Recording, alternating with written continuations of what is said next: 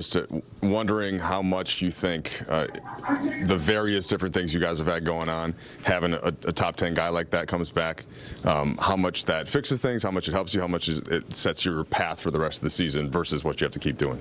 Well, I mean, anytime you get a talent like that that comes back to the lineup, it boosts our team, you know, not only physically, mentally, spiritually, everything. You know, you get a big-time player like that on both sides of the floor, so like I said, there's no pressure when he decides he's ready, or when the doctors and his staff tell him he's ready. But we look forward to when he's in the uniform again with us. For a night like tonight, he comes out and he plays 2-on-2 before the game, but then he doesn't go. What did you think you guys did early in the game, or didn't do, that ended up kind of turning around before it was too late? Well, I mean, you give up 39 points in the first quarter. 69 at half is not ingredients for us trying to win, on the road versus a very, very well-coached team. And they shot the ball extremely well from the three-point line to start the game. We didn't close out on their shooters. So they set the tempo in the first half. We played even basketball with them in the third. In the fourth quarter, we played the type of basketball we want to play, but dug ourselves too much of a hole early in the game. LeBron, what's the biggest frustration with kind of the things that went on defensively early in this game? And I guess in a bigger picture sense, more than halfway through this season, should some of these problems be continually kind of popping up?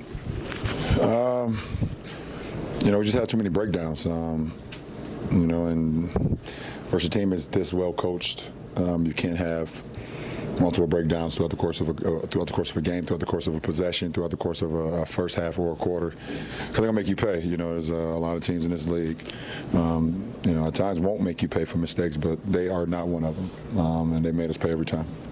LeBron, I asked Russ about it, and he said that he felt like you guys just played a lot harder in the second half. Was there more than that defensively? Were you executing things better? We did play, extremely hard. I thought for the majority of the game, but I thought we executed our schemes more in the second half. Guys had their ears open. We was listening to commands, and we were acknowledging those and validating those commands. So, put us in position to get stops, keep bodies in front of us, and clean glass when they took either perimeter shots or in the paint. Just continuing on Russ for a second, in terms of the energy he brought in the second half and being a part of the comeback, what have you kind of seen from him this week in terms of kind of handling everything that went down earlier in the week and kind of assuming this role? I don't know. I mean, he's just being himself. That's all. I feel like it's every game is whatever you've seen in Russ. I've seen him just be himself. That's all. He was attacking, pushed the tempo, got guys in position. He was great with the basketball, and we just tried to match his energy. Hey, LeBron. Oh, Joe. Hey, man. You grew your hair out? Yeah. As we've aged, I think my hair's done a little better than yours. And mine is going the other way. Mine is going the other way. Hey, I think this is your first game here since you led the Lakers to a title over the Heat. And obviously that was not, the games weren't here, they were in the bubble. But now that you're not in the pressure of that moment, what was it like for you from a career perspective to be in that finals against them? Like, how did you handle that? I knew it was going to be probably one of the most mentally challenging sets of games because they know me and I know them so well. Or I know Spo and Spo knows me so well. And I knew that he would try to take everything away from me that I do well. And I just tried to get into the mind of his on what he wanted to do to help his team win a championship. And it was just, it was basically like playing chess. I just know that versus a Spo team, when he has, time and multiple days and hours to prep for a team and prep for an individual, he's one of the best. So I knew I had to do that even more on my side to make sure that my guys were prepped and understood what was going on, because I already knew the type of series it was going to be. Bill? LeBron, you've taken on so much, especially from a scoring standpoint over these 17 games that AD has been out. Frank said before the game one of the many advantages of getting him back will be the ability to sort of spread out the workload a little bit. How do you view that, and how do you view kind of these 17 games that you guys have had to figure it out and survive without him? Well, it all depends what the workload means. Did he explain what the workload meant? I can't remember exactly how he phrased it. So Yeah, so, I mean, it could mean a lot of stuff, so I don't want to jump on what he said because I don't know what he was referring to.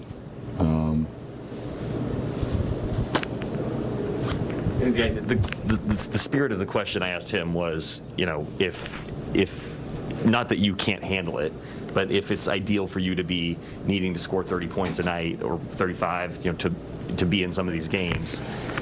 Well, that's just how the games have been going. I don't need to score 30 a night, but I'm in one of the best zones offensively I've been in my career, and I don't plan on stopping it. That's just how I feel. I feel fantastic, shooting the ball extremely well from the field. I didn't shoot the 3-ball well tonight, but all 8 of them felt great. Shooting efficient from the free throw line. I'm shooting efficient from the field. Very efficient at the rim. So I don't go into the game saying, oh, you got to score 30 or you guys don't have a chance to win. I just play the game, and the scoring has just been happening organically. So workload,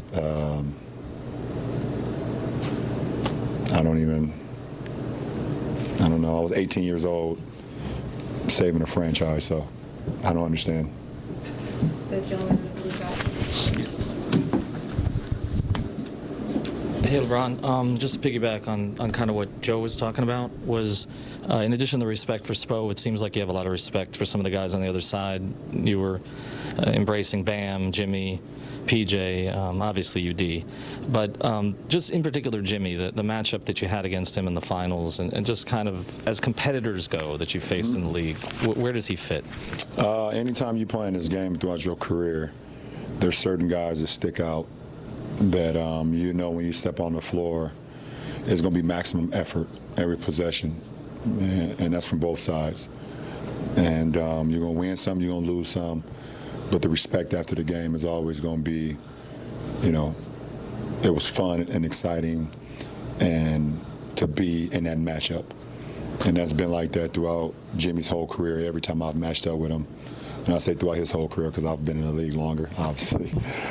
Every time we've matched up, no matter what uniform he's had on and I had on, we've always battled it out. So nothing but respect for a guy that brings it every single night, brings his hard hat, punches his clock, and leave it all out on the floor. Last two. I'll take Jordan Richard on Zoom, and then the gentleman in the back of the Zoom. Zoom first. Hey, bro. Wanted to ask you, just going back to when you guys were down by 86 to 102.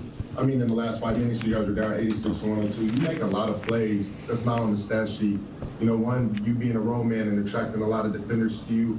Then also, you made a lot of plays with you cutting to the basket, attracting a lot of defenders to you. Just wanted to ask you about making those type of plays and what that does for your guys' team, not even just stat plays.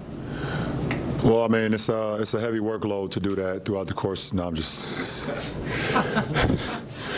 It's just my job. It's me understanding that throughout my career, I've always attracted a lot of eyes. No matter what I do, if I'm handling the ball, or if I'm setting pick and rolls, or if I'm cutting, I'm going to attract not only the defender that's guard me, but multiple eyes on the back line of defense. And it's just a numbers game. If I can get 2 more guys along with my guy, then we got a 4-on-2. We got a 4-on-2 on the backside.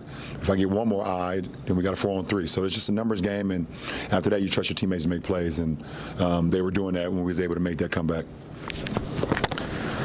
Bron, you're gonna get within 2,000 of Kareem on Tuesday, and that puts you pretty much on pace to pass him around this time next season. Knock on wood, if all goes right. What does that matter? What does that mean? How much do you think about? I mean, I think your legacy was secure probably about 10 years ago, so it's not like it's going to mean that you're probably a shoe-in for the Hall or something like that at that point. But as you get closer to the end and closer to the things where nobody's gone, what does that stuff mean?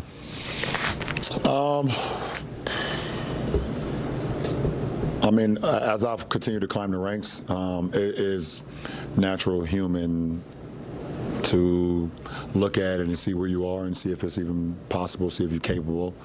Obviously, health plays the most important part, and then just continue to give your everything to the game. I've never, cheated the game. I've never, wanted to feel like I was content.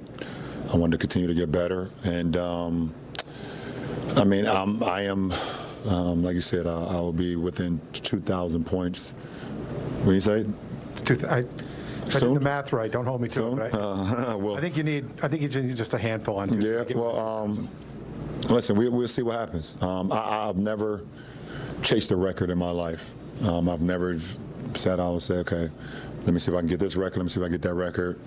A lot of times when it happened, I'm just as surprised as like my family members who hit me. They actually see it before me because they see it on the TV or either through a game or social media. They hit me and I'm like, oh wow, I didn't even know.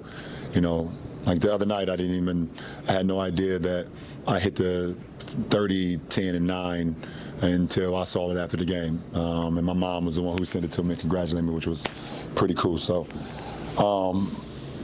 Along the way and along the journey, if you're able to hit milestones and things of that nature, and you're able to put your name in the record books, and you're doing it with the love and the passion of the game, and you're having fun, and you definitely take it. One thing I have not ever had an opportunity to do is kind of sit there and live in the moment when things have happened. Kind of, I'm weird about those kind of things, but.